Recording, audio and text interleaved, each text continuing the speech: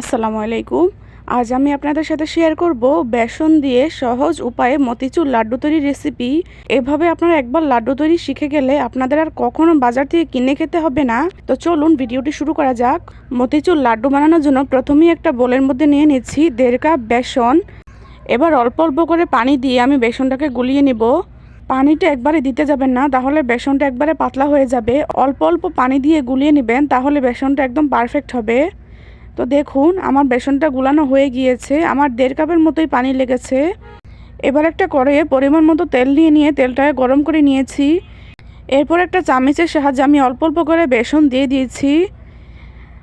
চুলার জালটাকে low to medium আঁচে রেখে আমি বেসনটাকে ভেজে নিচ্ছি।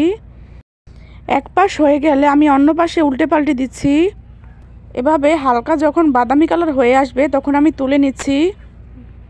একইভাবে আমি বাকি সবটা বেসনও ভেজে নিয়েছি, এভাবে হালকা বাদামি করে। দেখুন আমি সবগুলো এরকম লালচে লালচে করে ভেজে নিয়েছি। এরপর আমি এগুলোকে ঠান্ডা করে নিয়ে একটা ব্লেন্ডার জারে ছোট ছোট করে দিয়ে দিচ্ছি। হাত দিয়ে একটু ভেঙে ছোট ছোট করে দিবেন, তাহলে ব্লেন্ড করতে সুবিধা হবে। এরপর ব্লেন্ড করে নিচ্ছি। ব্লেন্ড করা হয়ে গিয়েছে, দেখুন কতটা সুন্দরভাবে গুঁড়ো হয়ে গিয়েছে। এবার আমি একটা বাটিতে ঢেলে নিচ্ছি। একইভাবে আমি সবগুলো ব্লেন্ড করে নিয়েছি। এবার একটা কড়াইয়ে দিয়ে দিচ্ছি 1.5 কাপ চিনি আর 2 কাপ পানি, সাথে দিচ্ছি সামান্য ফুড কালার যাতে কালারটা সুন্দর আসে। এবার চিনি আর পানিটাকে খুব ভালোভাবে ফুটিয়ে নিব।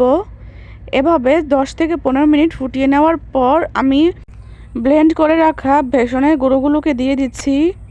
দিয়ে খুব ভালোভাবে নেড়েচেড়ে মিশিয়ে দিচ্ছি। চুলার জালটা কিন্তু লো টু মিডিয়াম আঁচেই রাখবেন, নয়তো পুড়ে যাবে নিচ থেকে। এভাবে 5 থেকে 6 মিনিট নেড়েচেড়ে রান্না করার পর যখন পানিটা একেবারে শুকিয়ে আসবে তখন আমি এটাকে একটা বাটিতে নামিয়ে নিচ্ছি। নামিয়ে আমি হালকা ঠান্ডা করে নিব। পুরোপুরি ঠান্ডা করা যাবে না, না হলে শক্ত হয়ে যাবে। হালকা গরম থাকা অবস্থাতে এগুলোকে গোল গোল করে লাড্ডু শেপে বানিয়ে নিচ্ছি।